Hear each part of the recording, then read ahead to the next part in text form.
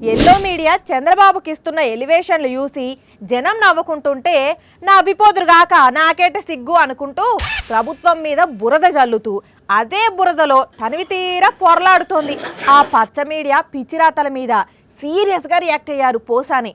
Sir మీరు start చేయండి. సిగ్గులేని వెధవ అని ననొచ్చు రామోజీరావు. అదేంటి సార్ అంత మాట అన్నారు? ఎందుకనకూడదు ఇప్పుడు ఎందుకు అంటున్నారు? నీ గురించి గొప్పగా అనుకున్నా, ఇప్పుడు నేను లెజెండ్ అనుకున్నా. మరి ఇప్పుడు అనుకోవట్లేదా? నువ్వు వెధవ పనులు చేస్తావు, లంగా పనులు చేస్తావు, బ్రోకర్ పనులు చేస్తావు, ఆ పార్టీ ఈ పార్టీ కలుపుతావు, వైఎస్ఆర్ని ఓడించమంటావు, ఇప్పుడు ఈ పార్టీ కలుపుతావు, జగన్ ఓడించమంటున్నావు. ఏం బతుకురా నీది? వామ్మో సార్ కొంచెం గ్యాప్ ఇవ్వండి. Shameless fellow you are. ఆ ఫెలోని వదిలేసి పవన్ కళ్యాణ్ గురించి 2 మాటలు చెప్పండి.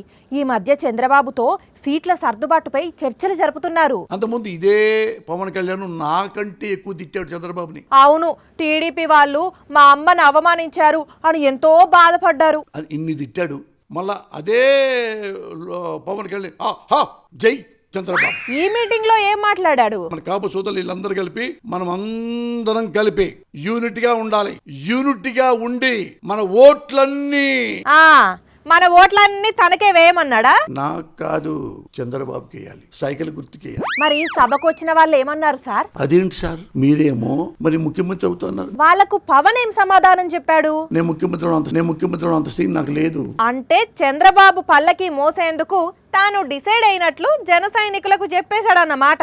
అదేంటయ్యా, వంగవీటి రంగాన్ని చంపాడు, ముతగడ పద్మనాభ కుటుంబాన్ని అవమానించాడు, రౌడీలు అన్నారు, గుండాలన్నారు, కాపుల్ని. ఇన్ని అన్నవాడికి మేము పువ్వు అనుకొని సిగ్గు లేదనుకొని సైకిల్కి వేయాలా? దీనికేమన్నాడు పవన్?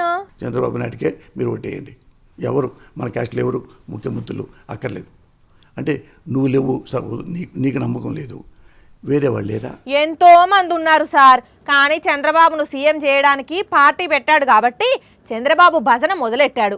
పాపం ఈ విషయం జన సైనికులకు ఎప్పుడు అర్థమవుతుందో ఏంటో.